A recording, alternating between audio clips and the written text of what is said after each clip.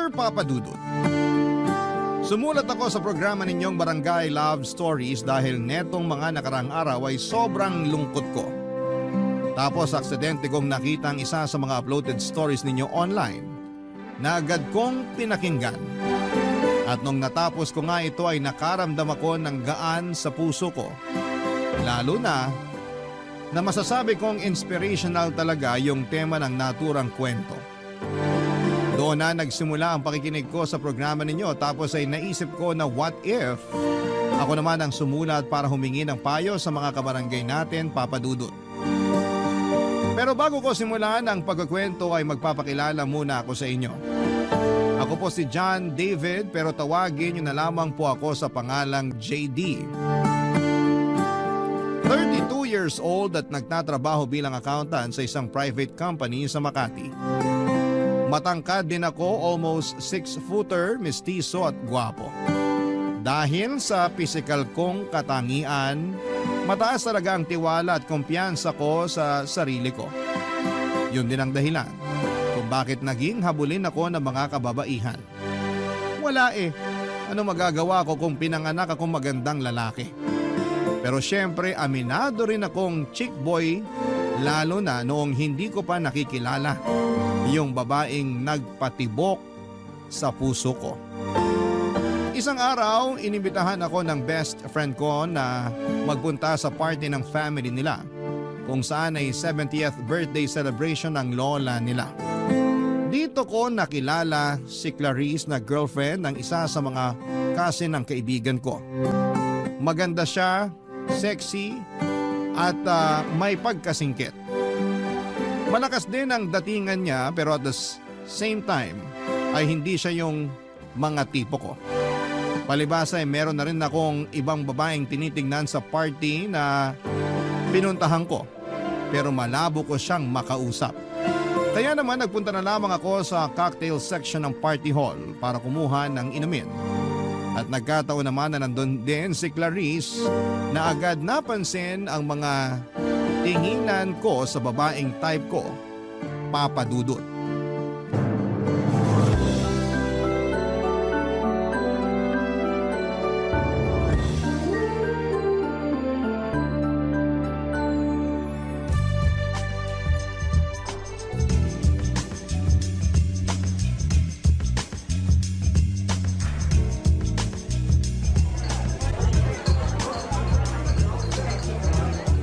JD, tama? Oo, ikaw si Clarice.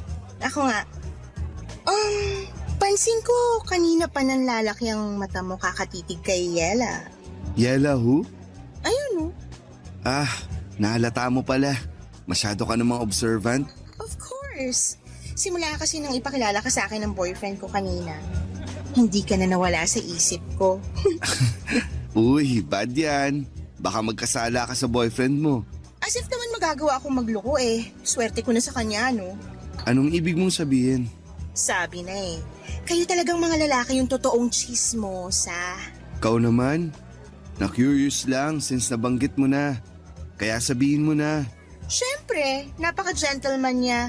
Kung tratuhin niya ako, malayong malayo dun sa ex-boyfriend ko na kulang na lang gawing punching bag mukha ko dahil sa hilig manuntok.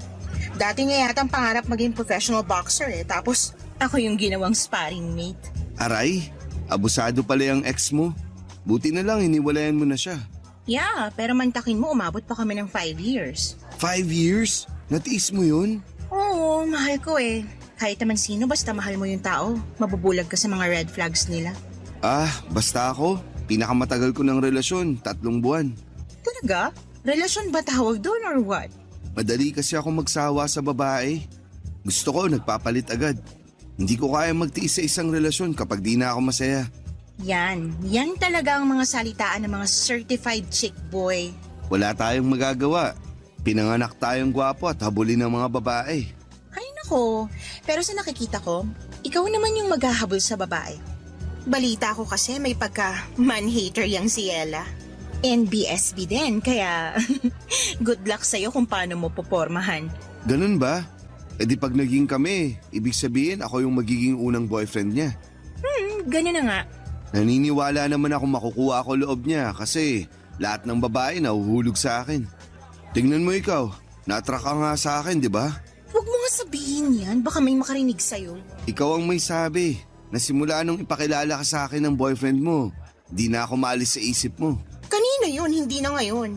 Mahal ko yata boyfriend ko, no? Whatever you say. Basta, sinasabi ko sa'yo, liligawan ko at mapapasagot ko yung si Ella. Good luck ulit, pero ano bang nakita mo sa kanya?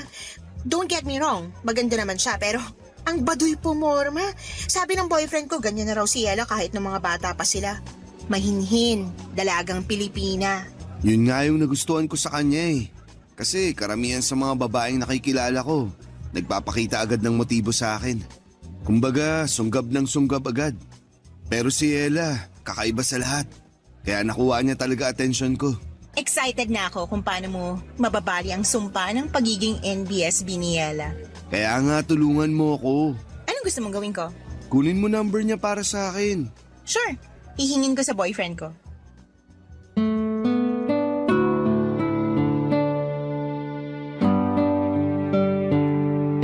Maganda si Ella, maputi, makinis ang balat, maamo mukha, pero may pagkamanang manamit. Masyado kasing balot na para bang anytime ay mamanyakin siya ng mga kalalakihan, kaya ganon yung defense mechanism niya.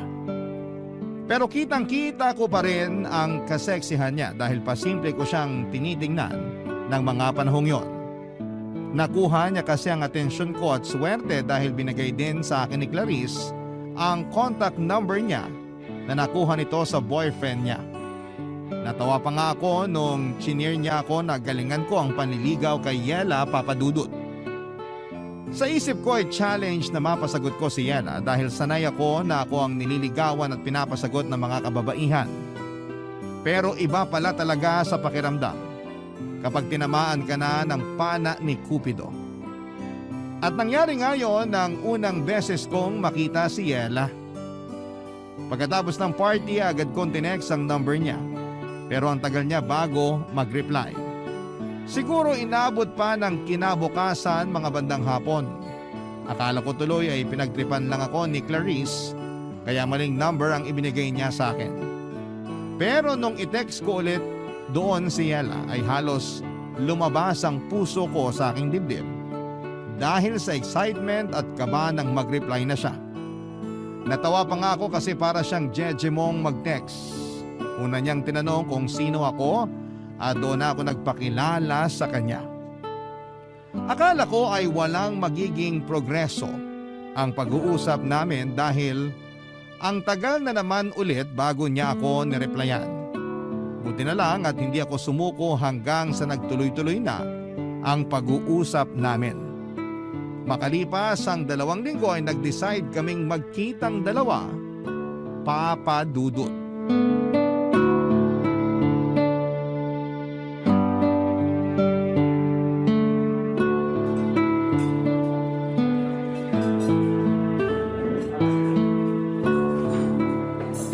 So, kay Clarice mo pala nakuhang number ko Oo, kinuha niya sa boyfriend niya na pinsan mo. Kahit kailan talaga yung babaeng yun masyadong mapapil. Bakit? May galit ka ba sa kanya? Wala, pero kasama kasi siya ng mga pinsan ko na nagpupush sa akin na makipag-date para magka-boyfriend na. Excited na raw kasi sila na may ipakilala ako sa pamilya namin. Kahit si Lola, suportado sila. Wala naman sigurong masama sa kagustuhan nilang yun para sa'yo, right? Wala nga. Ako lang siguro yung ayaw. Na-mention ni Clarice na may pagka-man-hater ka raw. Totoo ba yun? What? No, OA talaga ng babaeng yun. Pero baka kaya niya nasabi kasi nga NBSB pa rin ako.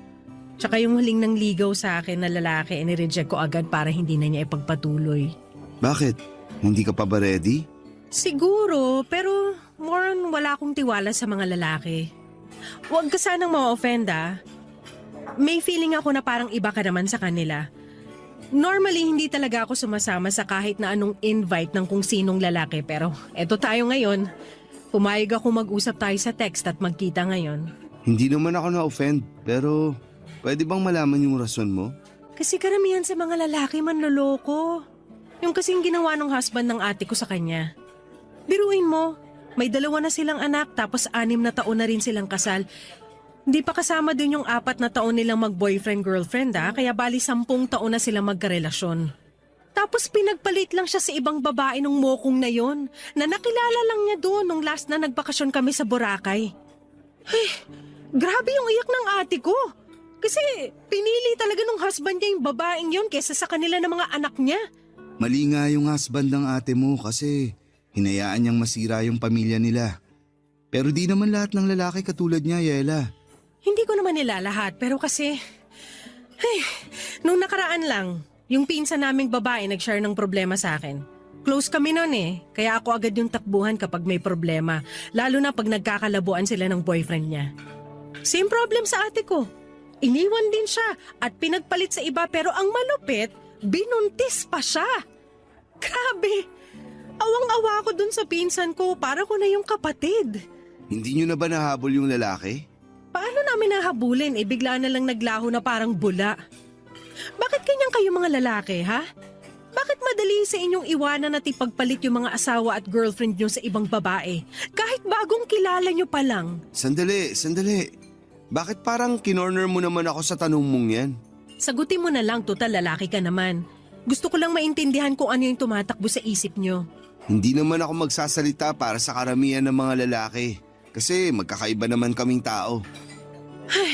Sa bagay, bakit mo nga ba naisip na tanungin ka? Sa lagay parang sinabi ko na rin na katulad mo yung mga manlolokong yun. Hindi ka naman siguro manloloko, no? Siyempre hindi. Nirerespeto ko yung mga babae. Dahil may mga kapatid din akong babae. At higit sa lahat, takot ako sa karma. Sakaling magloko ako sa magiging girlfriend ko.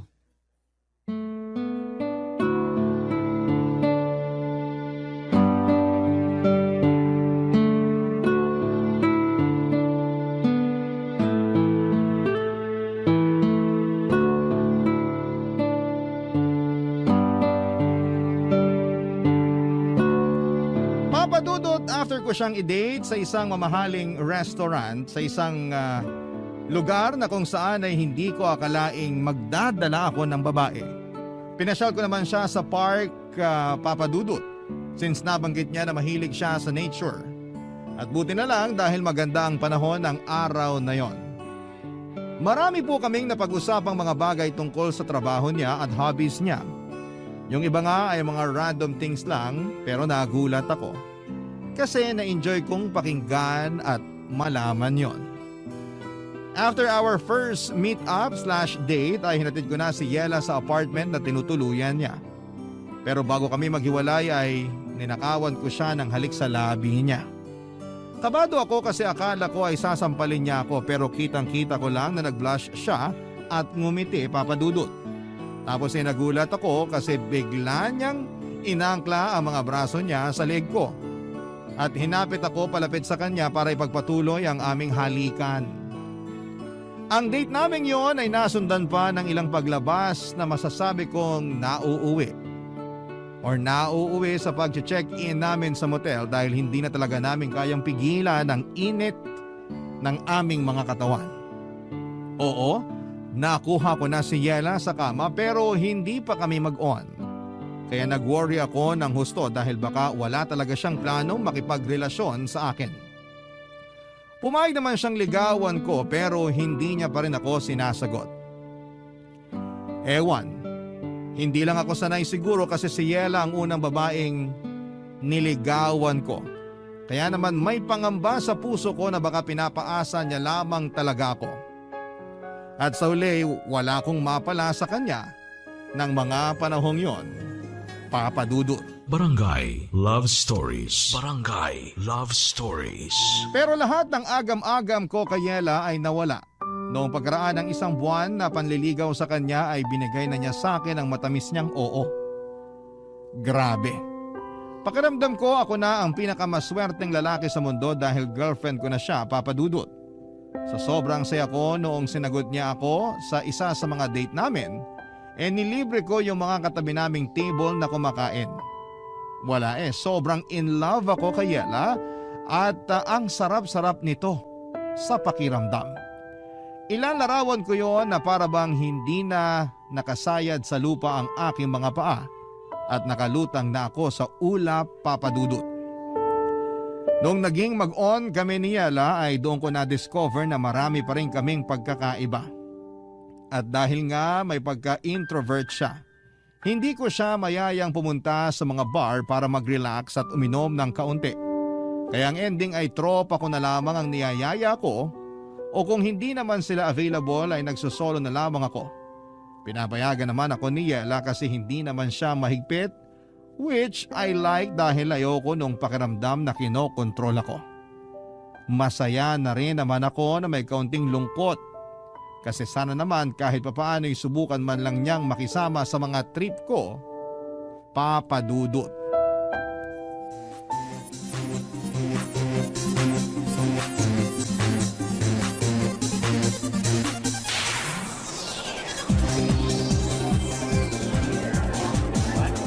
Long time no see, JD. Hi, Clarice! Long time no see rin. May kasama ka ba? Wala, solo trip. Ikaw? Wala rin. Akala ko pa naman kasama mo si Yela. Congratulations pala kasi sa wakas nasira mo na yung sumpa ng pagiging NBSB niya. Thank you. Sabi ko naman sa'yo, mapapa-oo ko siya. Ikaw wala kang tiwala sa kagwapuhan ko. Kasalanan ko bang mawalan ng tiwala sa'yo? Naghuhumiyaw din yung pagiging chick boy mo. Hindi na ako chick boy. Good boy na ako. Nax, pwede ba yun? Ang alam ko kasi once na chick boy ka na, forever chick boy ka na. Masyado ka namang judgmental. Okay, pero bakit mag-isa ka lang ngayon dito? At dito pa talaga sa bar? Kasi ayaw naman sumama ni Ella. Hindi raw siya mahilig sa ganitong klase ng lugar. Maingay, tapos magulo. At di rin kasi umiinom yun. Pero alam naman niya na nandito ako.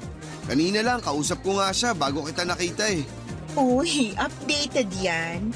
Malapit na tuloy ako maniwala na nagpapaka-good boy ka na talaga. Siyempre, mahal ko si Ella Kaya lang, Kaya lang ano? kasi ang dami-dami naming pagkakaiba. Lalo na sa hobbies. Nakakatampo lang kasi. Di man lang niya magawang mag-adjust para sa akin. Katulad na lang nung pagsama niya rito sa bar para mag-chill. Last time, sinamahan ko siya sa pottery lesson niya. Kahit na di ko gustong napuputikan yung mga kamay ko. Basta makita ko lang siyang masaya. Masaya na rin ako. Tapos kamakailan lang din, sinamahan ko siya dun sa one-day workshop tungkol sa flower arrangement. Uy, maganda yon. Hindi ka ba nag-enjoy? Hindi, kasi panay ang bahin ko. Allergic ako sa mga bulaklak. Ang ending, nagpa-ear ako ng wala sa oras dahil lumala yung allergy ko. Grabe yun. Grabe nga. Kung ako yan, magagalit ako kay Yela. Kasi mukhang pinipilit ka niyang gawin yung mga bagay na hindi mo naman gusto. Ikaw na may sabi. Ganun talaga kapag mahal mo yung tao. Oo nga, pero hirap niyan kasi bago pa lang kayo magkarelasyon Baka mamaya maging dahilan niya ng mga away niyo. Okay na yun. Nakamove on na ako dun. Saka humingi na rin naman ng sorry si Ella. Thankful siya kasi sinamahan ko pa rin daw siya. Nangako na lang siya na babawi sa akin.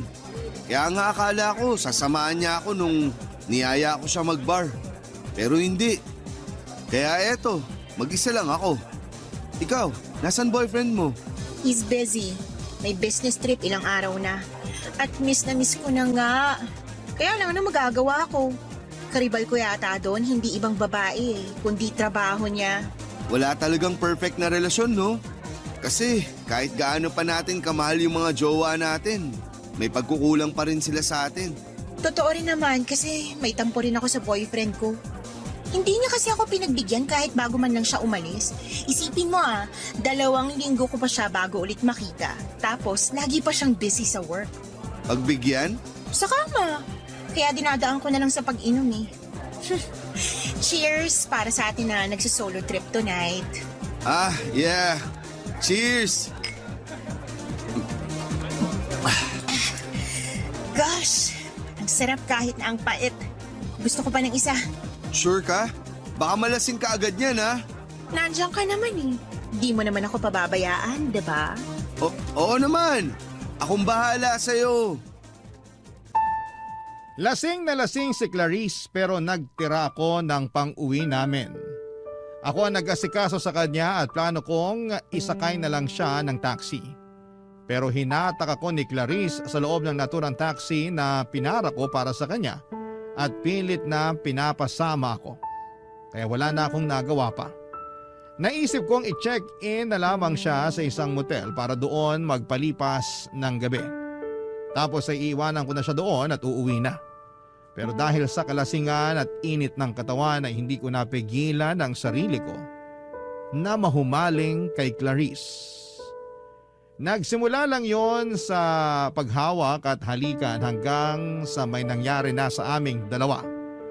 Nakailang rounds din kami bago kami nakatulog sa sobrang pagod. Kinabukasan ay hiyang-hiya kami sa mga sarili namin nang nahimasmasa na kami. Nakiusap ako sa kanya na huwag ipagsasabi kahit kanino ang nangyari sa amin dahil mahal ko ang pinsan niya. Sumang-ayon naman si Clarice dahil may boyfriend din siya noong mga panahong yon. Nauna ako mag-check out sa kanya at agad kong tinext si Yela. Dumaan ako sa coffee shop at binili yung paborito niyang kape. Sunod kong pinuntahan ay yung pinakamasarap na cake and pastry shop na kinakainan namin. At bumili din ako doon na kasama kong dinala sa kanya. Gulat na gulat pa nga ang girlfriend ko nang sumulpot ako sa tapat ng apartment niya kasi hindi niya inakala na pupunta talaga ako, Papa Dudut. Pinapasok naman ako ni Yela at pinagsaluhan namin yung dala kong coffee at cake. Tuwang-tuwa siya kaya masaya na rin ako. Pero kinakain pa rin po ako ng konsensya ko dahil sa panluloko sa kanya at sa girlfriend pa talaga ng pinsan niya. Pero wala akong planong aminin lahat ng yon kay Yela, Papa Dudut. Kaya nga para mawala na yung konsensyang nararamdaman ko, mas lalo kong pinaramdam sa kanya na mahal ko siya. At pagkalipas nga ng isa pang buwan ay niyaya ko na siyang magpakasal. Umoo naman si Yela at simpleng garden wedding yung nangyari. Invited pa nga si Clarice at grabe ang kaba ko. Pero nairaos naman ang seremonya ng kasal namin ni Yela nang walang nangyayaring gulo. O baka masyado lang akong praning, pero hindi niyo naman ako masisisi, Papa Dudut. Fast forward. Tumira kami ni Yela sa 2-story na bahay na matagal ko nang binili. Tuluyan ko nang kinalimutan yung kasalanan ko sa kanya at sinabi ko sa sarili ko na magsisimula na kami ng bagong buhay. Kaya lang sa loob ng 3 buwan namin bilang mag-asawa ay sinubo kami ng kapalaran, Papa Dudut.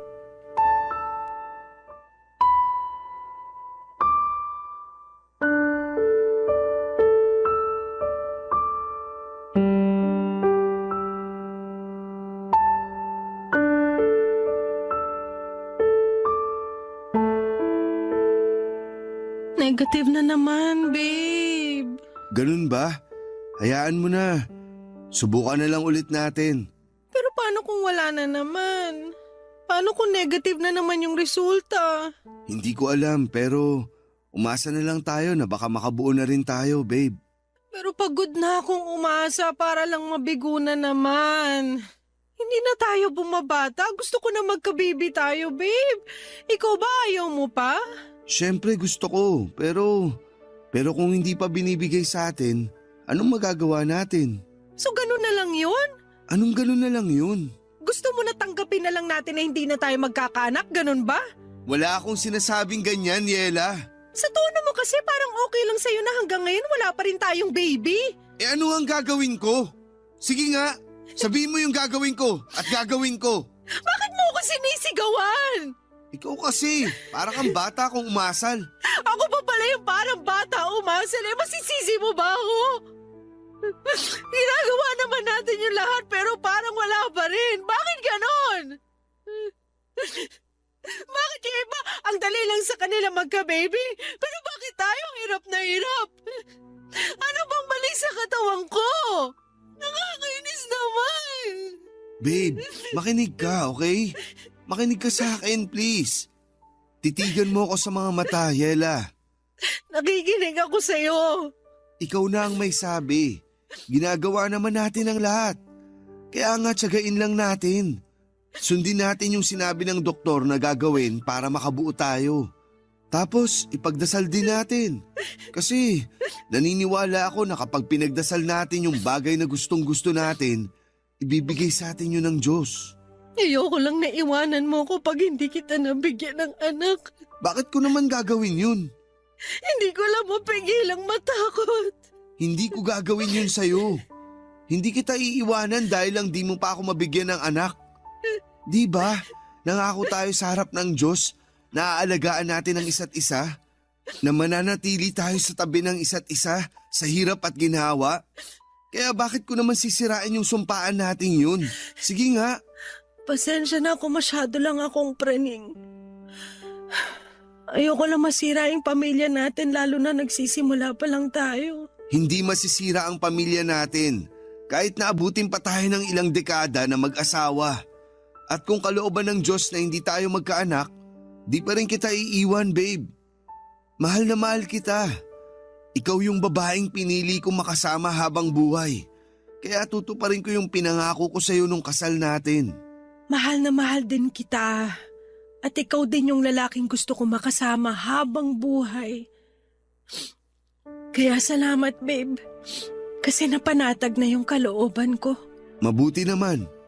Halika nga, yakapin kita. Huwag mo na munang isipin na wala pa rin tayong baby hanggang ngayon, ha? Buo naman yung pamilya natin, kahit wala tayong anak. Saka malay mo, binibigyan lang tayo ni God ng mahaba-habang time para masolo ang isa't isa bago tayo maging ganap na magulang. Kaya huwag ka na masyadong mag-alala. Sana nga ganun lang yun. Sana nga pansamantala lang yung hindi natin pagkakaroon ng baby. Kasi ready na naman tayo maging magulang kaya sana pagkalooban na tayo. Basta, wag lang tayong tumigil sa pagdadasal. Naniniwala ako na nakikinig siya sa atin. Hindi lang si Yela ang frustrated ng mga panahong yon dahil ako rin, Papa Dudut. Gustong gusto ko na rin kasi na magka-baby lalo pa't hindi na ako bumabata pa. I'm already 31 that moment at yung ibang batchmate ko ay may 2 o 3 anak na. Malaki rin ang pagsisisi ko kasi sana noon pa lamang ay nakilala ko na si Yela para maaga kaming nakapagsimula ng pamilya. Tapos kung kailan pwede na ay saka naman kami hindi magka-baby. Sa kabila ng lahat ay alam kong mas matindi yung lungkot na nararamdaman ng misis ko dahil hindi niya ako mabigyan ng anak. Kaya nga imbes na sisihin siya sa bagay na hindi rin naman niya kontrolado, inunawa ko siya ng husto, inalagaan at minahal, Papa Dudut. Sa kabila ng paulit-ulit naming pagkabigo na magkaanak ay hindi pa rin kami sumuko ni Yela. Regular kaming nagpapakonsulta sa doktor at sinusuyod ang lahat ng pwedeng makatulong sa amin. Ganon din na sinusunod ang mga payo ng mga eksperto. Pero higit sa lahat ay natutunan naming lumapit sa Panginoon para ipanata ang pagkakaroon namin ng anak. Nandun yung bumibisita kami sa mga kilalang simbahan para magdasal sa mga santo nila na tuparin ang tanging hiling naming mag-asawa upang mas makumpleto na ang pamilya namin. Mahirap pero nandun yung pag-asa na isang araw ay diringgin din ng langit ang aming dasal na magkaanak na, Papa Dudut. Barangay Love Stories. Barangay Love Stories. Pagkalipas ng 2 buwang pamanata at pagdarasal na sana'y mabuntis na si Yela, ay sorpresa niya ako isang umaga ng magandang balita. Kakatapos lang niyang magpiti noon at ayon sa resulta ay buntis siya, Papa Dudut. Buntis ang misis ko. Kaya naman sobrang saya namin. Nag-aayakan pa nga kami mag-asawa at nagpasalamat sa may kapal dahil sa blessing niya sa pamilya namin. Bigla kaming nabuhayan ng loob dahil sa paparating naming baby. Sa katunayan ay bilang excited parents ay hindi na kami magkanda o gaga sa pagpaplano ng mga gamit na bibilhin at bagay na gagawin kapag pinanganak na ang aming anghel. Kaya lang ay hindi na yon natupad dahil pagkalipas lamang ng 2 linggo ay dinugo na si Yela at nalaglag ang baby namin. Masakit mawalan ng anak. Kahit na sabihin ninyong dugo pa lamang yon at hindi pa naman nagtatagal simula nang mabuo sa sinapupunan ni Yela. Pero matagal namin siyang hinintay at kinasabikang dumating. Kaya ganoon na lamang ang hinagpis naming mag-asawa nang maagang bawiin sa amin ang aming anak, Papa Dudut. Pagkalipas ng 2 buwan ay sinubukan ulit naming magka-baby at positive ulit si Yela.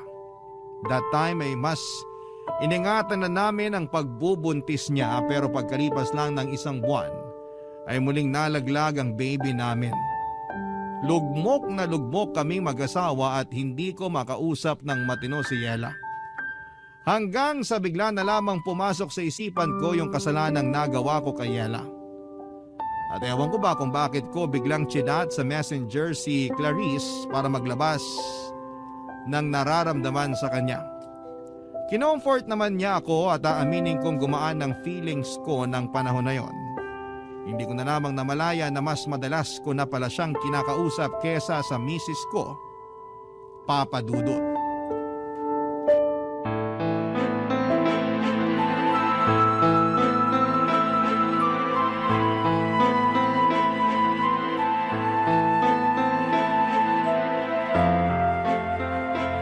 Hayop ka, JD! Ano to? Ano to? Yela, ano ba? Bakit mo binato sa akin yung cellphone mo? Nakuha mo pa magtanong? Galing mo rin umarteng inosente, ito lang ginagawang kademonyo, ano? Hindi ko alam yung sinasabi mo. Ikaw tong masyadong mainit dyan. Nananahimik lang ako rito tapos nambabato ka bigla dyan. Bakit di mo tignan yung cellphone bago mo depensahan yung kasinungalingan mo? Tignan natin kung makapagmaang-maangang ka pa! Ano ba kasi to? Babe, magpapaliwanag ako. Wala ka nang dapat ipaliwanag! Nabasa ko na lahat dyan sa conversation niya ni Clarice! Walang hiya kayong dalawa, ang bababoy niyo! Hindi naman namin sinasadya, babe. Saka 1 beses lang naman nangyari yun. Wala akong pakialam kahit 1 beses lang yun nangyari. Hindi pa rin yung dahilan para maabsuelto ka na sa panloloko mo sa akin. Kaya pala, ang lambing-lambing mo nung araw na yon kasi may kasalanan ka, demonyo ka. May papunta-punta ka pa sa apartment ko at padala-dala ng kape at pagkain, yung pala. Gusto mo lang linisin yung konsensya mo. Kasama rin ba sa plano may pakasalan ako? Pinakasalan kita kasi mahal kita, babe. Huwag mo nga ako tawagin, babe. Nasusuka ako sa pagbumuka mo. Makinig ka kasi muna sa akin. Sige, bibigyan kita ng 1 minuto para magsalita. Sabihin mo na lahat ng gusto mong sabihin. Siguraduhin mo lang na makukumbinsi mo ako sa mga idadahilan mo dahil kung hindi, ewan ko na lang. Please, Yela. Huwag mo akong iwan. Hindi ko kakayanin pag nawala ka sa akin.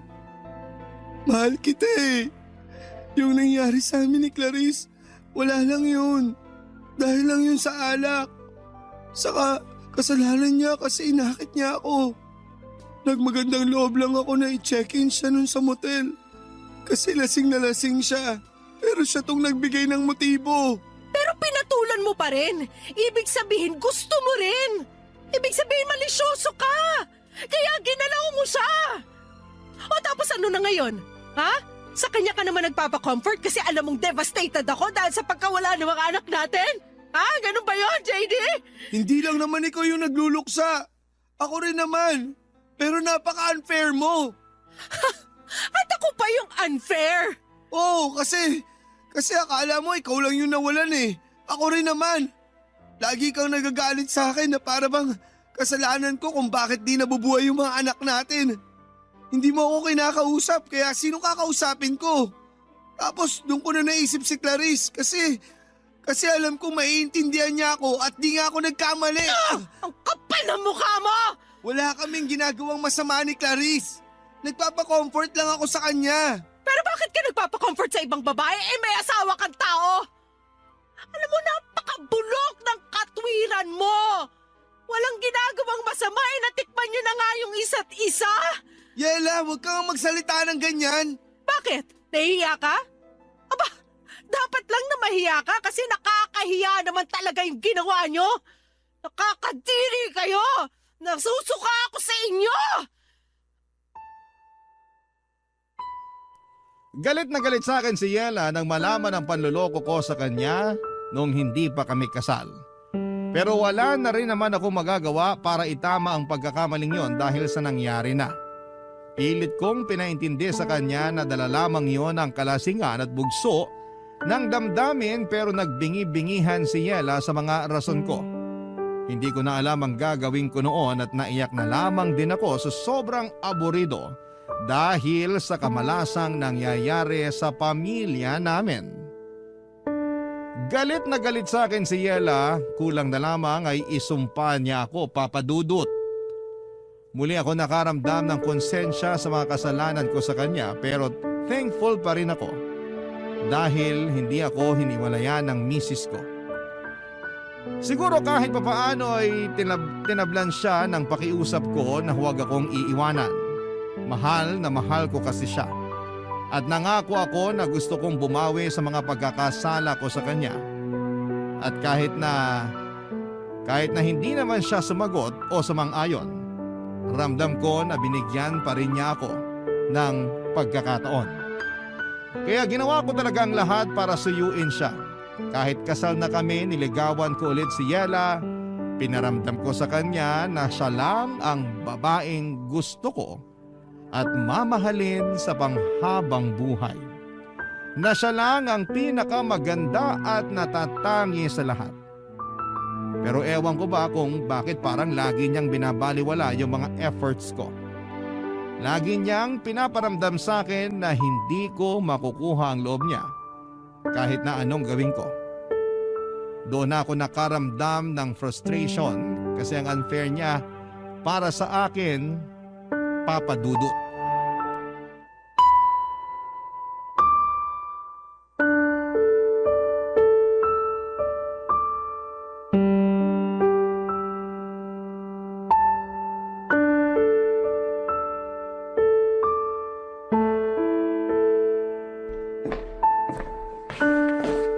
Babe, pinagluto kita ng paborito mong sopas. Ito dinalan kita. Lapag ko lang dito sa may tokador. Kain ka na. Salamat pero ayoko. Wala rin naman akong gana. Ay, pero hindi ka rin nagapunan kagabi. Natulog ka lang kasi sabi mo wala ka rin gana. Kailangan mong kumain kahit konti dahil iinom ka pa ng gamot. Ilang araw na yung lagnat mo. Pwede ba iwanan mo na lang ako kasi lalong sumasama pakiramdam ko sa ingay mo eh. Dami mong sinasabi na iinis ako. Nag-aalala lang naman ako sa'yo. Wala akong pakialam. Yela naman, di mo kailangang sumigaw. Naririnig naman kita eh. Kung naririnig mo naman pala ako, edi sana kanina ka pa umalis. Nag-aalala nga ako sa'yo kasi ilang araw ka nang may sakit.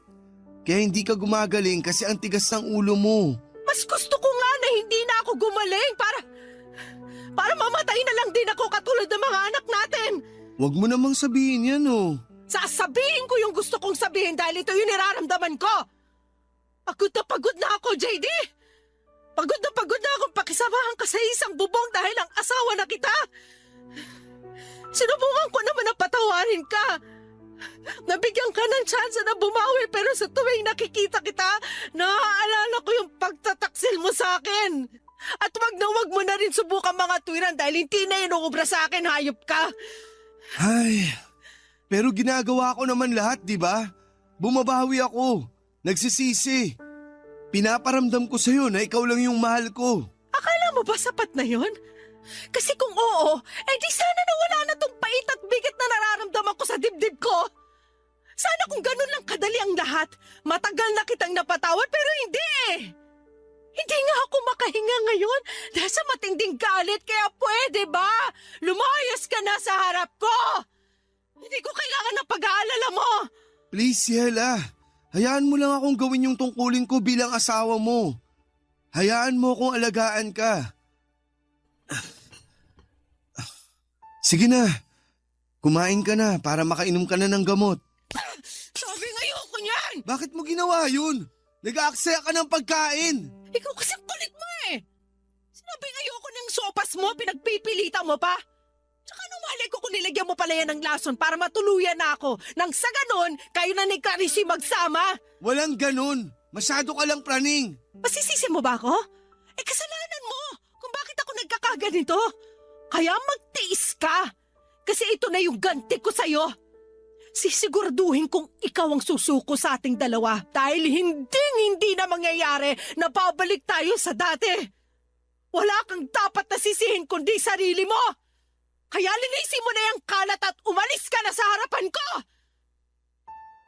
Wala akong nagawa ng mga panahong yon kundi ang sundin ang gusto ni Yela. Niligpit ko yung natapong sopas at nagkalat na bubog ng mangkok bago siya iniwang nakahiga at umiiyak sa kwarto namin. At kahit na anong pakiusap at pagpapaamo ko sa kanya, Papa Dudut, ay paulit-ulit niya rin akong pinagtatabuyan. Hindi ko na po alam ang gagawin ko. Lugmok na lugmok ako kasi nagbago na ng tuluyan ang babaeng pinakamamahal ko. Pero sa kabila ng lahat ay hindi pa rin ako tumigil na mag-effort para mapatunayan kay Yela na nagsisisi na ako sa mga nagawa ko sa kanya, Papa Dudut. Mahal na mahal ko si Yela at ayokong masira ang pamilya namin dahil lang sa mga kasalanan ko sa nakaraan. Kaya lang napapagod din naman ako, napapatanong ako sa sarili ko kung tama ba ang trato sa akin ni Yela o masyado na siyang nagiging unfair. Para sa akin ay hindi ko deserve na tiisin ang ganito katagal, lalo pa humingi naman ako ng tawad at pilit na nagbabagong buhay na. Sana po ay mapayuhan ako ng mga kabarangay natin sa problemang pinagdadaanan ko, Papa Dudut. Hanggang dito na lamang po ang sulat ko and thank you in advance. Sakali pong mapili po ninyong i-ere ang aking kwento. God bless and more power sa Barangay Love Stories. Ang inyong forever kapuso at ka-barangay JD. Dear Papa Dudut, hindi raw matatawag na pamilya ang nakatira sa isang bahay kung hindi sila binubuo ng tatay, nanay at mga anak. Ayun nga lang ay hindi lahat ay binigyan ng kakayahan na magkaanak. Hindi lahat ng mag-asawa ay maswerteng nabibigyan ng pagkakataon na magkaroon ng masayang pamilya. Papa Dudut, tawagin niyo na lamang po ako sa pangalang Alma, 41 years old at nakatira dito sa Makati. Nagtatrabaho ko noon sa bangko kung saan ko nakilala ang asawa kong si Oscar. Siya rin ang dahilan kung paano ko na-discover ang inyong programa na Barangay Love Stories. Dahil ito raw ang paborito niyang programa sa Barangay LS 97.1.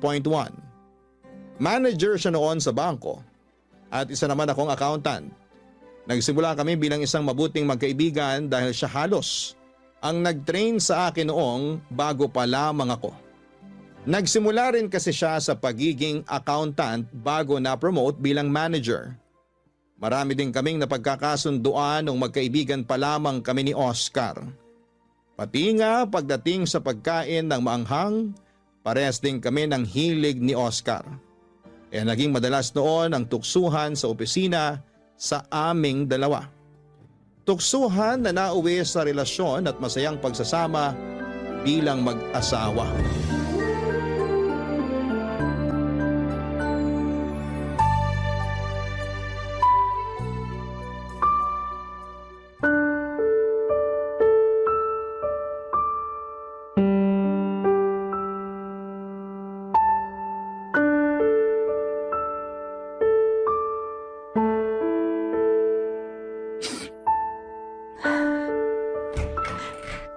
Alma, nalaban mo ba yung color blue na uniform ko? Alma? Umiiyak ka ba? Hindi. Nagtitiklop lang ako ng mga damit dito na sinilong ko kanina. Ano nga yung hinahanap mo na uniform? Bakit ba umiiyak ka na naman? Hindi naman ako umiiyak. Huwag ka na mag-deny kasi namamagapay ang mga mata mo. Sabihin mo na lang sa akin ang totoo. Wala namang dahilan para umiyak ako, Oscar. Medyo sinisipon lang talaga ako kaya naluluhan na rin ang mga mata ko. Yung baby ba natin? Dahil ba to sa pagkalaglag ng baby natin mula sa sinapupunan mo ilang buwan nang nakakaraan? Sabi ko naman sa'yo, hindi mo kailangan na maglihim sa akin. Akin na nga yung mga kamay mo at hahawakan ko ng mahigpit. Sorry, Oscar. Bakit ka naman nagsasorry?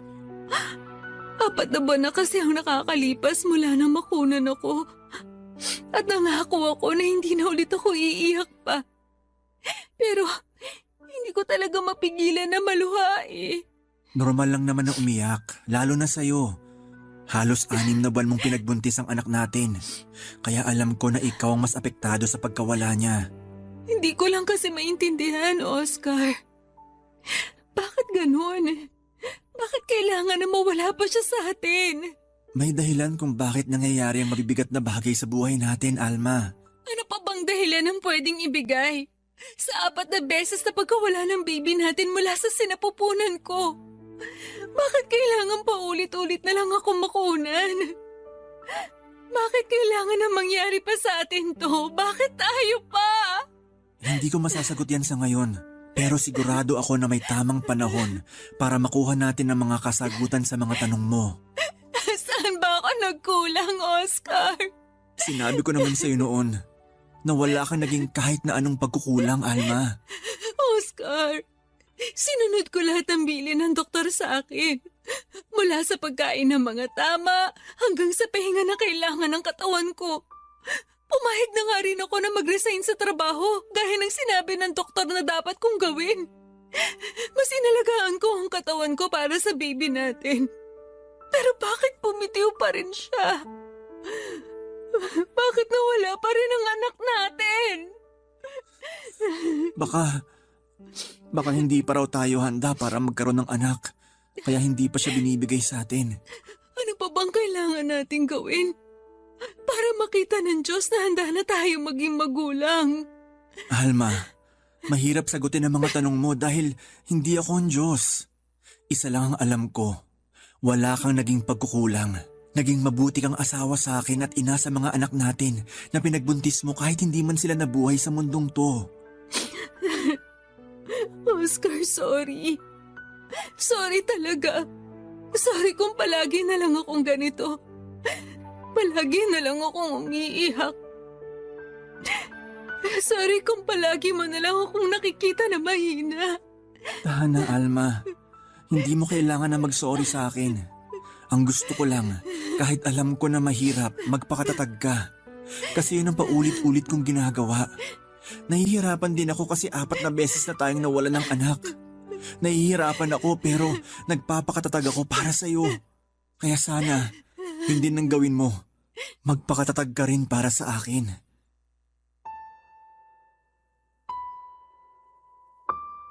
Papa Dudut, walang perpektong tao at wala ring perpektong relasyon. Pero lahat ay ginawa namin pareho ni Oscar para talagang magkaroon kami ng maayos na pagsasama. Solong anak lang si Oscar na mga magulang niya kaya umasa ang mga ito na mabigyan namin sila ng maraming apo.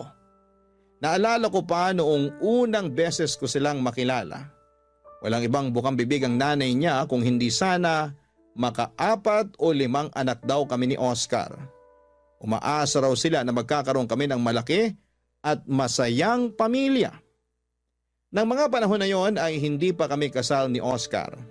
At batid ko sa sarili ko na may problema ako sa matres ko. Irregular kasi ang period ko at college pa lamang, na-diagnose na ako na may PCOS. Kaya nga nang makilala ko ang mga magulang ni Oscar at malaman ko ang pangarap ng mga ito para sa kanya ay nangamba ako kaagad na baka hindi ako matanggap ni Oscar kapag nalaman niya ang kalagayan ko. At nangyayain niya ako na magpakasal noon ay naiyak talaga ako na labis niyang pinagtaka at pinag-alala. Halata kasi na hindi tears of joy ang nilabas ng mga mata ko ng mga oras na yon. Luha yon ng lungkot at pangamba. At doon ko sinabi sa kanya ang kalagayan ko na baka mahirapan ako na bigyan siya ng anak. O baka hindi ko na siya tuluyang mabigyan ng anak. At tinanong ko siya kung mamahalin at pakakasalan niya pa rin ba ako kahit na hindi ko siya mabigyan ng anak. Sinabi niya naman na tanggap niya at mamahalin niya ang lahat sa akin. Kaya ng araw na yon, Papa Dudut, ay tinanggap ko ang alok niya ng pagpapakasal sa akin.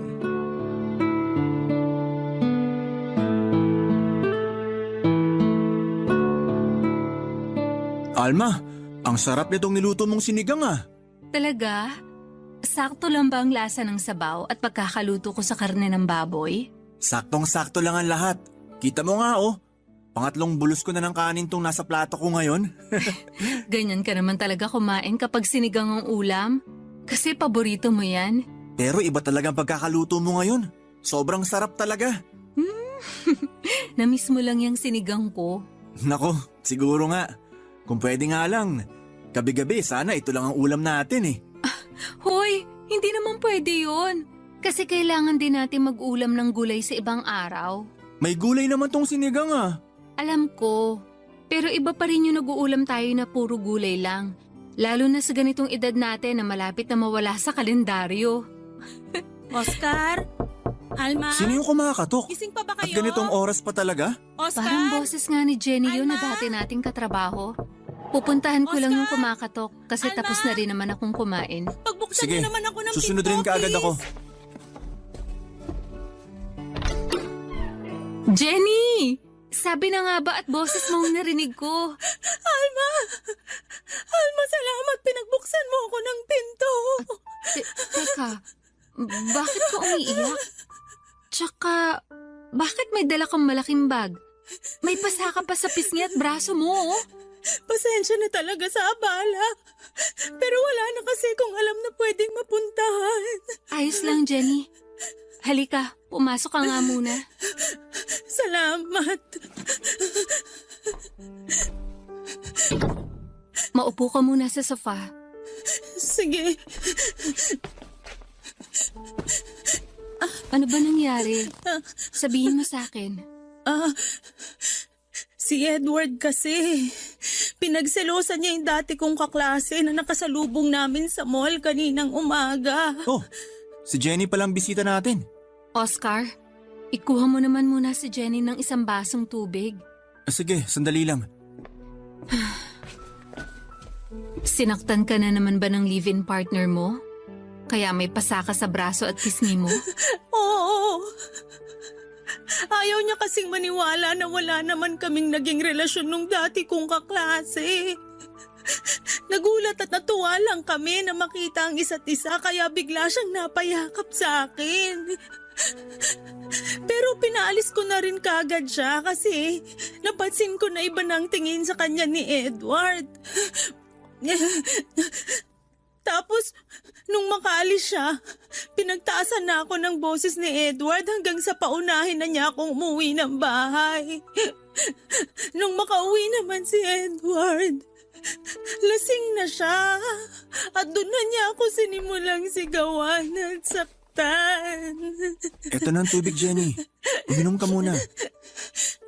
Salamat, Oscar. Grabe talaga yung si Edward. Sabi ko naman sa'yo, hiwalayan mo na yung lalaki na yan eh.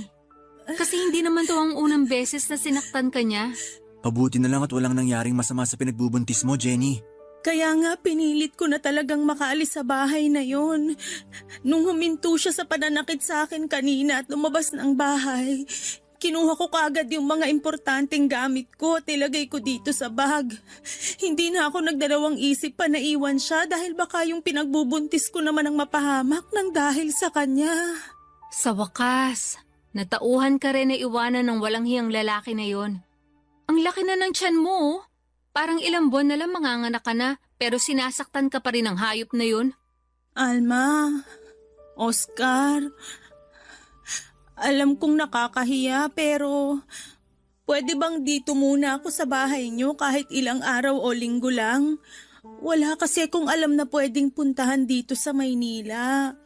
Nasa Davao kasi yung mga kamag-anak ko. Oo naman, Jenny. Parang kapatid na kita kaya welcome ka dito sa bahay namin ni Oscar.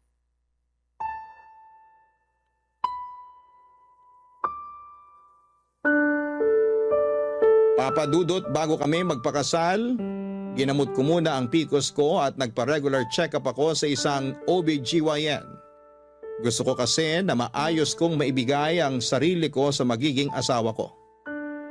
Mahigit na 1 taon na gamutan hanggang sa maging regular na ang buwan ng dalaw ko.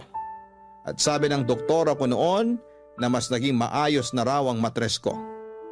Kaya naman nang magpakasal kami ni Oscar ay medyo buo na ang loob ko na mabibigyan ko na siya ng anak. Pero hindi pa rin pala naging madali ang proseso.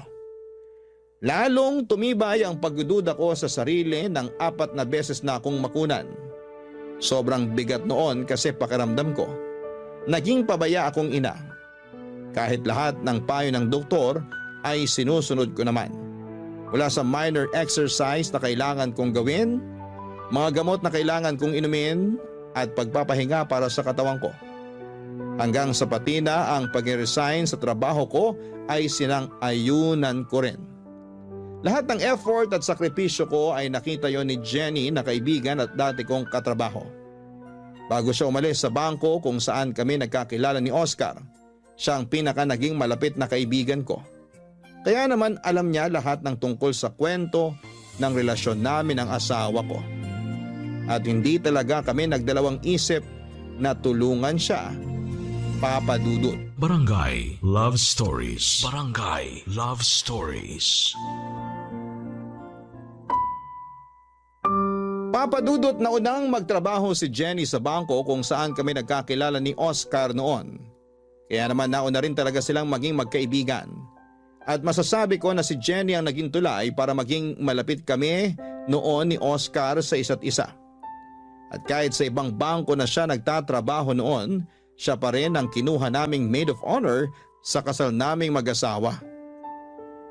Nung minsan kausap ko noon si Jenny, naikwento niya sa akin ang tungkol sa pagiging seloso at mapanakit ng live-in partner niyang si Edward.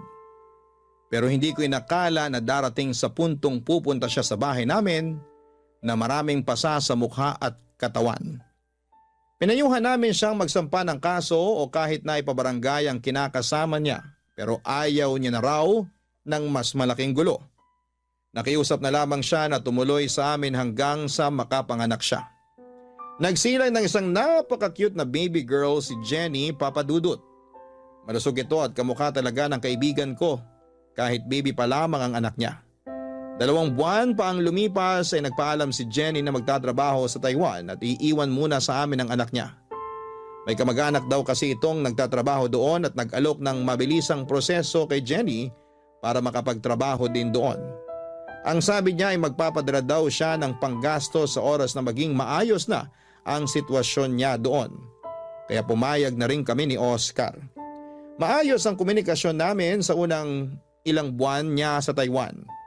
Hanggang sa hindi na namin siya muli pang nakausap. May nakarating na lang na balita sa amin na nakapag-asawa na siya ng ibang lahi at hindi pinaalam sa lalaki ang tungkol sa anak niya. Kaya naman sa halos 9 na taon ay kami ang nag-alaga sa anak ni Jenny na si Lotlot.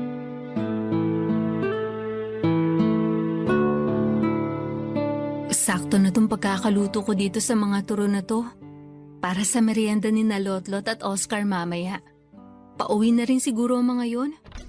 Ipagtitimpla ko na nga sila ng kape at gatas para kapartner nitong merienda nila.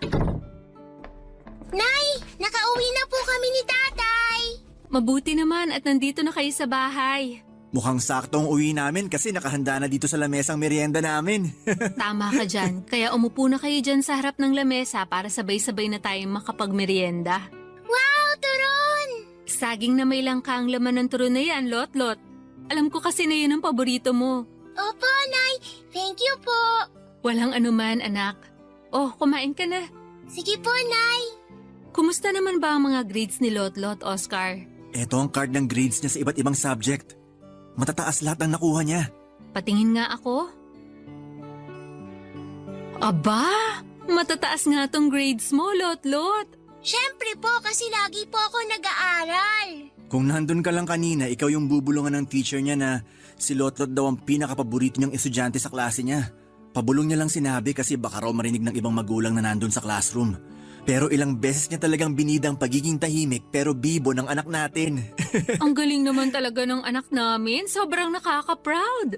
Ginagawa ko po yun para lagi kayong proud sa akin ni tatay. Palagi naman kaming proud sa iyo, anak.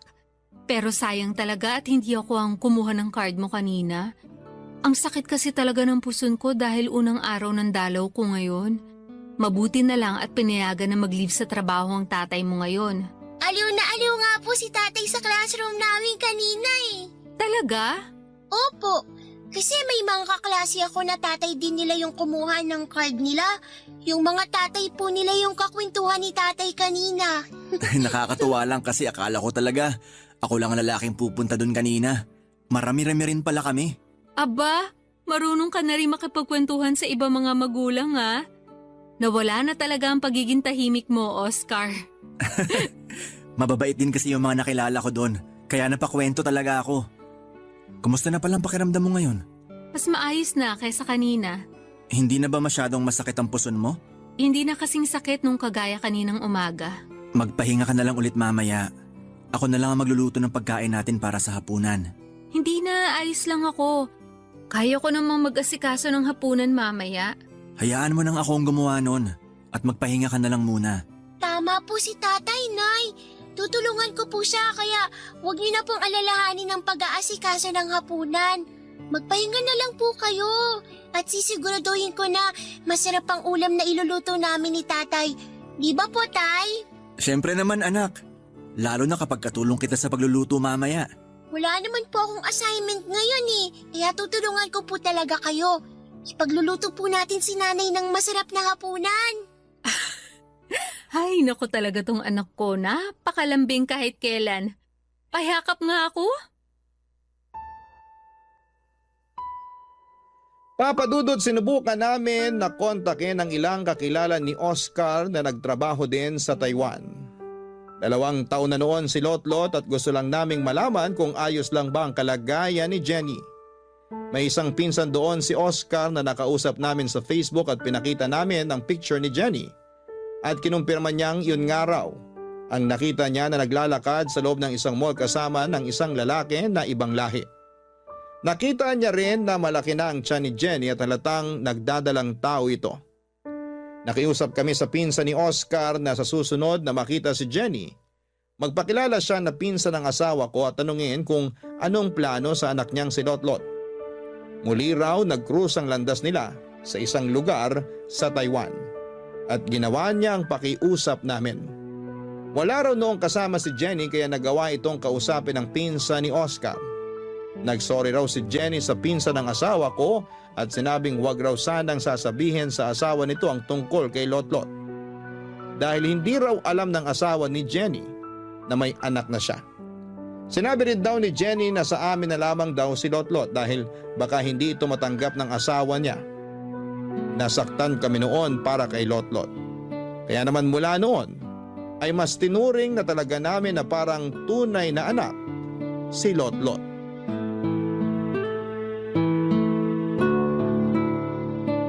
Oscar, heto na ang kape at tinapay mo na may palamang peanut butter.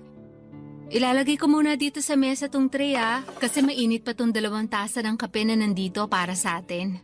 Sige. Salamat Alma. Si Lotlot pala, ano oras makakauwi? Siguro bago mag-alas 5. Pero ihahatid naman daw siya nung nanay ng kaklase niya.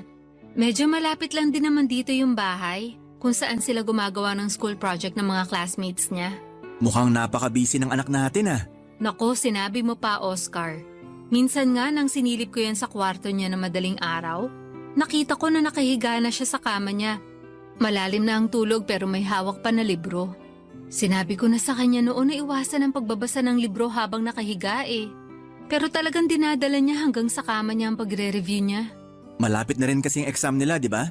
Oo, sa susunod na linggo na. Gusto niya kasi na mas mataas pa ang makuha niyang grade sa last grading period nila. Kaya grabe talaga siya mag-aral. Baka naman maabuso niya masyado ang katawan niya. Sinabi ko naman na okay na yung grades na nakuha niya nung nakaraan. Hindi niya na kailangan na mas taasan pa ang lahat ng yon. Pinaalala ko na yan sa kanya. Ang sabi ko, wag siya masyado magpupuyat kasi ayaw natin na magkasakit naman siya. Makulit lang talaga yung anak natin at gusto na mas galingan pa sa klase nila. Pero wag kang mag-alala, palagi ko naman chine-check ang oras ng pagtulog niya eh. Minsan lang kapag nagigising siya ng madaling araw, inaaral niya ulit ang huling libro na huling binasa niya. Yun ang kwento niya sa akin na minsan mag-usisa ako kung bakit may hawak siyang libro habang nakahiga sa kama niya at malalim na ang tulog. Mukhang kailangan ko na mag-isip ng regalo para sa darating na recognition day niya. Alam mo ba na dapat sasabihin ko na sa'yo yan? Kasi sigurado ako na maraming medalya na naman ang isasabit natin sa kanya. Pero hindi naman mahilig sa material na bagay si Lotlot eh. Baka mag-request lang siya na mamasyal tayo, manood ng sine at kumain sa labas. Tama ka dyan. Kasi dun pa lang sobrang saya na ng Alma? anak natin. Oscar, Boses ni Jenny nandiyan yun ba ah. kayo? Anong masamang hangin na nagdala sa kanya Alma? dito sa bahay natin? Pagkatapos ng 9 na taon. Sasamahan na kitang pagbuksan siya ng pinto. Mabuti pa nga. Kasi baka hindi ko mapigilan ng sarili ko at kung ano pa Oscar? masabi ko sa kanya. Alma! Nandyan ba kayo? Kasi... Ay, mabuti naman at nandito kayo ngayon sa bahay nyo. Anong kailangan mo? Ayan kagad talaga ang tanong? Hindi ba pwedeng kumustahin mo muna ako, Alma? Ang lakas naman ng loob mo na sabihin sa harap namin yan. Ikaw ba? Nagawa mo bang kumustahin kami o si Lotlot sa loob ng 9 na taon? Kaya nga nandito ako ngayon, di ba? Dahil sa anak ko. Anak mo na kami ang nagpalaki at kinilala bilang mga magulang niya. Kasi yung tunay na nanay niya, nawala ng pakialam sa kanya. Alam ko naman ang naging pagkakamali ko. At nandito ako ngayon para itama ang lahat ng yon. At sa tingin mo talaga may itatama ka pa? Alma, Hindi ko naman talaga ginusto na iwanan sa inyo ng matagal yung anak ko. Kinailangan ko lang talaga ng oras para aminin sa asawa ko yung tungkol sa kanya. Pero ngayon, tanggap na niya ang lahat sa akin kaya pwede ko nang kunin ang anak ko. Ay teka! Wow! Ganun na lang yon ha? Alma, kumalma ka muna. Jenny, hindi mo pwedeng basta kunin na lang sa amin ang bata. At bakit hindi? Kahit pagbalik-balik ta rin yung mundo, ako pa rin ang nanay niya. Magkano bang kailangan nyo, ha? Kwentahin niyo ang lahat ng nagastos niyo sa anak ko at babayaran ko. Kahit kailan, hindi mababayaran ng pera ang ginawa namin pag-aalaga at binigay namin pagmamahal kay Lotlot. Kaya umalis ka na dito, Jenny. Kasi hindi ko ibibigay sa iyo si Lotlot. Hindi mo makukuha sa amin ang anak ko. Hindi mo siya makukuha sa akin dahil ako na ang nanay niya. Ako na, Jenny! Ako na!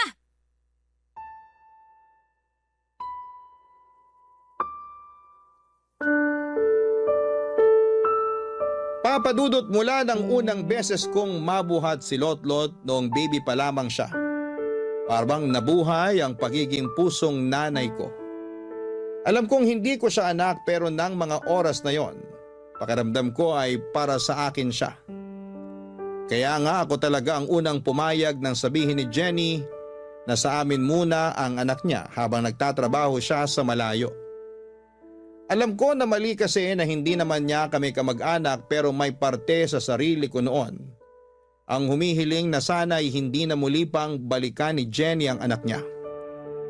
Kaya naman nang makarating sa amin ang balita mula sa pinsan ni Oscar na tinatago pala ni Jenny sa asawa niya na may anak siya. May sama ako ng loob pero medyo natuwa din ako. Kasi pakiramdam ko, doon na natupad ang pangarap ko na magkaroon kami ng anak ng asawa ko. Hindi man ako nagluwal kay Lotlot at hindi man namin siya kadugo ay tunay na anak naman ang turing namin sa kanya ng asawa ko. Kaya sabi ko sa sarili ko na ipaglalaban ko ang karapatan ko sa kanya sa abot ng makakaya ko. Barangay Love Stories. Barangay Love Stories. Papadudot alam ng anak-anakan ko na si Lotlot na hindi kami ang tunay niyang mga magulang. Nasa grade 3 siya noon nang umuwi siya ng bahay na umiiyak at tinatanong sa amin kung totoong ampon lang daw ba siya. May mga nambubuli daw kasi sa kanya sa school at sinasabi na hindi namin siya anak. Hindi kagad ako nakasagot pati na ang asawa kong si Oscar at saglit pa kaming nagkatinginan. Bigla namang yumakap si Lotlot at sinabi niya na kahit totoo ang sinasabi ng mga kaklase niya na hindi kami ang tunay niyang mga magulang ay hindi mapapalitan ng kahit na sinong tao ang pagmamahal niya para sa amin. Doon namin inamin ang totoo sa kanya, Papa Dudut. Pero sinabi lang namin na nasa malayo ang tunay na nanay niya at nagtatrabaho. Hindi kami nagsalita ng kahit na anong masama tungkol kay Jenny dahil ayaw namin magtanim ng sama ng loob sa kanya si Lotlot. Kaya naman nang minsan pang pumunta si Jenny sa bahay namin at nakita niya si Lotlot, hindi na ito nagulat nang magpakilala si Jenny na nanay nito. Pinakita kasi namin sa bata noon ang mga litrato namin ni Jenny kaya alam nito ang itsura niya. Nang araw na yon, ay may kasama ng barangay tanod si Jenny para kunin ang anak niya. Nagbanta pa ito na magdedemanda sa oras na hindi pa namin ibigay ang bata sa kanya. Kaya naman sa kabila ng malakas na pag-iyak ni Lotlot ay binigay na namin siya ni Oscar sa tunay na nanay niya. Papa Dudut, dinala siya ni Jenny sa probinsya nila sa Davao kasama ang asawa nito at 2 nilang anak. Nung unay nakakapag-text at nakakatawag pa sa amin si Lotlot hanggang sa tuluyan na kaming mawala ng komunikasyon sa kanya.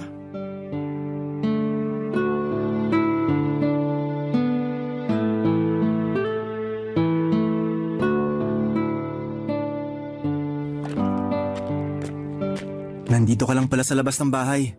Oo. Dinidiligan ko lang itong mga halaman natin dito.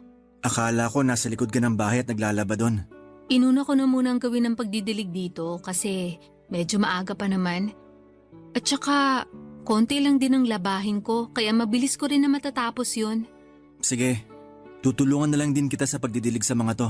Okay. Yung mas maliit na pandilig na lang din ang gamitin mo. Alam ko naman na hindi ka sanay na magdilig ng mga halaman dito eh.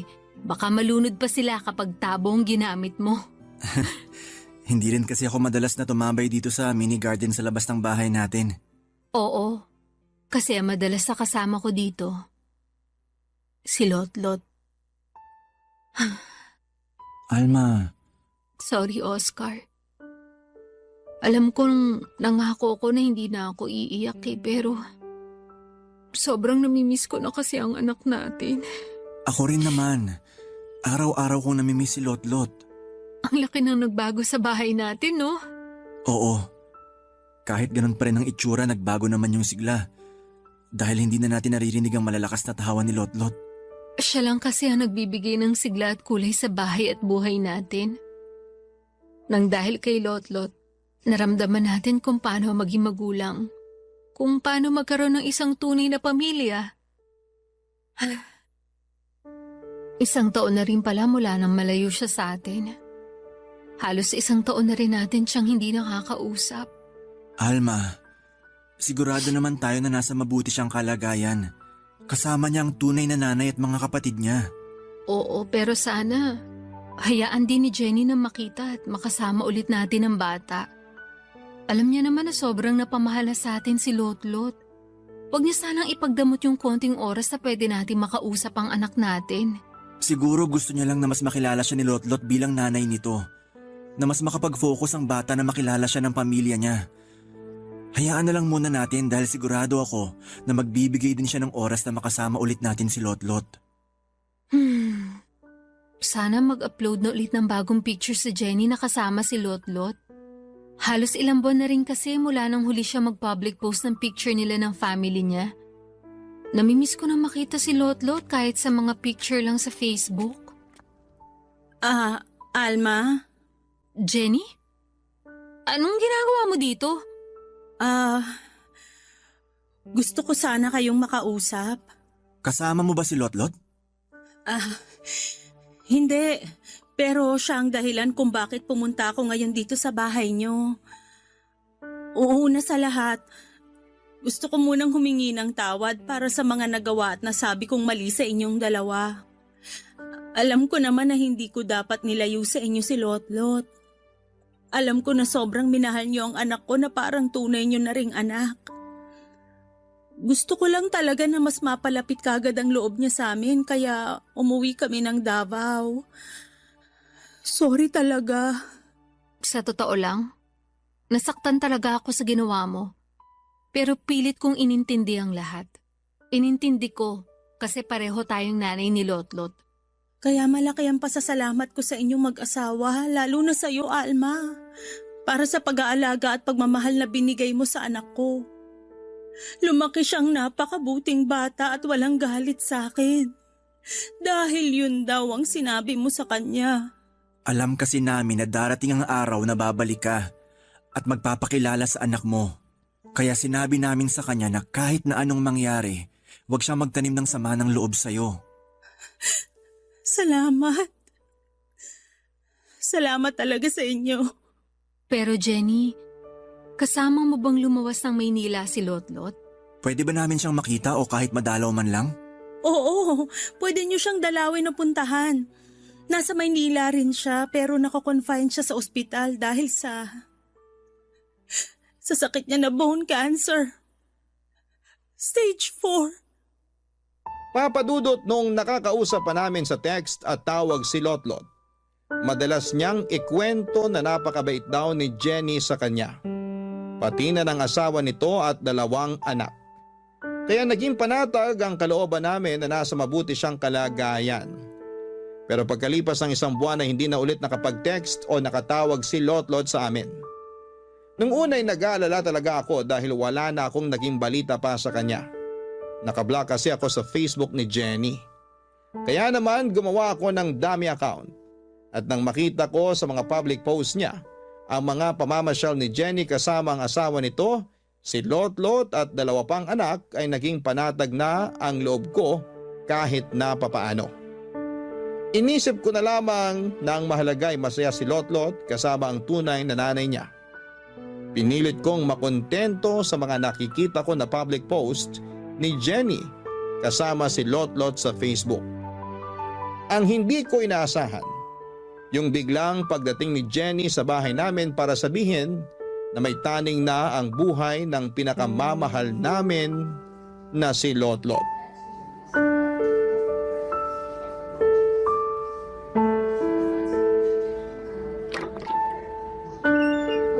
Kayo na pala yan, Alma, Oscar. Pasok kayo. Salamat. Sorry ako medyo ginabi na kami. Na-traffic din kasi kami papunta dito sa ospital. Ayos lang. Kakaalis lang din ng asawa ko kasama yung 2 anak ko. Tulog pa nga pala si Lotlot. Kailan pa pinutol ang binti niya?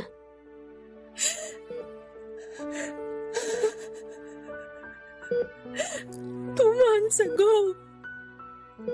Umasa kasi kami na kahit paano, mapipigilan pa ang pagkalat ng cancer sa katawan niya.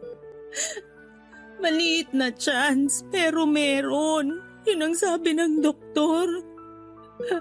Kaya pumayag kami na putulin yung kanang binti niya kahit alam naming mahirap yun para kay Lotlot. Pero alam niyo, nung itanong ko kay Lotlot kung okay lang ba na maputol yung binti niya para gumaling siya, hindi siya nagdalawang isip na sumagot ng oo. Okay lang sa kanya basta gagaling siya. Matapang na bata kasi talaga si Lotlot. Oo. Hindi kagaya ng nanay niyang napakaduwag sa responsibilidad. Alma, Oscar, sorry kung hindi ko kagad nasabi sa inyo yung kalagayan niya. Natakot din kasi talaga ako. Natakot na baka magalit kayo sa akin at sabihin niyo na hindi ko siya inalagaan ng maayos. Masyadong mabilis yung pangyayari. Nasa stage 3 na yung bone cancer niya nung ipa-check up namin siya. Masyado ring magulo yung isip ko noon kaya hindi ko na talaga alam kung anong gagawin ko noon. Pero nung sabihin ng doktor na nasa terminal stage na yung cancer niya, alam ko. Alam ko na kailangan niyo nang malaman yung tungkol sa kalagayan niya. Sorry. Sorry talaga. Gustuhin ko mang magalit. Wala na akong lakas para maramdaman pa yon, Jenny. Ang gusto ko na lang ngayon, makasama si Lotlot. Makasama namin ni Oscar ang anak namin. Ibibigay ko sa inyo lahat ng oras na gusto niyong makasama si Lotlot. Dahil alam ko kung gaano niya kagusto na makasama rin kayo. Lalabas na muna ako. Maiwan ko muna kayo dito kasama ni Lotlot. Sige, salamat.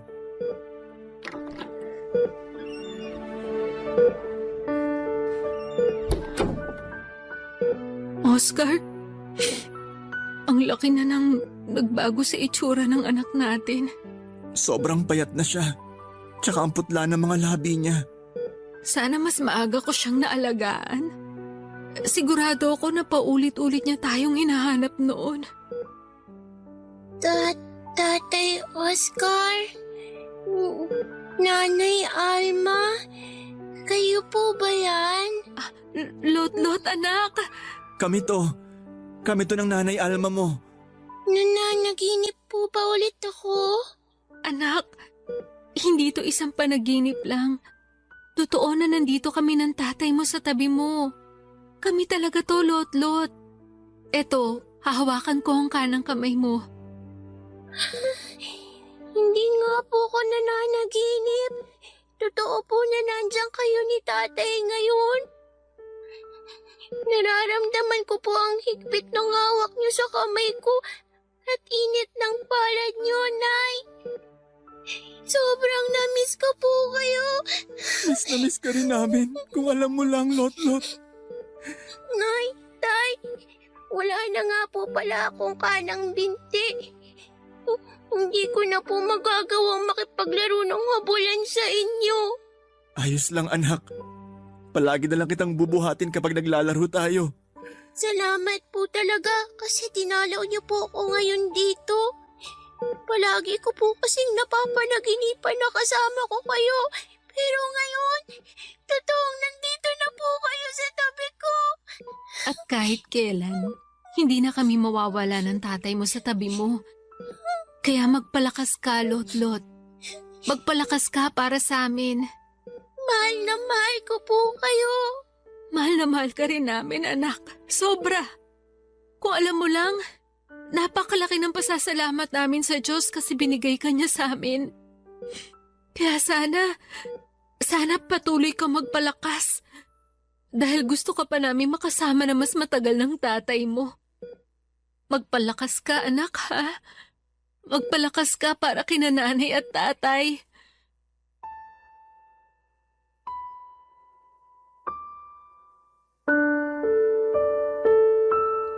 Papadudot nang sabihin ni Jenny sa akin ang tungkol sa sakit ni Lotlot, pakiramdam ko.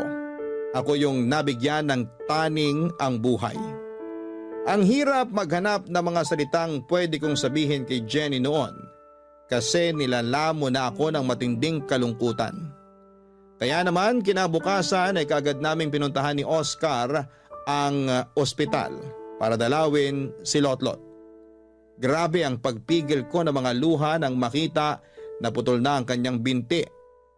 Pero mas nagpigil ako ng mga luha nang makita ko ang ngiti sa maputla niyang mga labi sa kabila ng kanyang pinagdadaanan. Isang buwan na lang daw ang natitira sa panahon na pwede pa naming makasama si Lotlot. Kaya naman halos hindi talaga ako umalis sa tabi niya.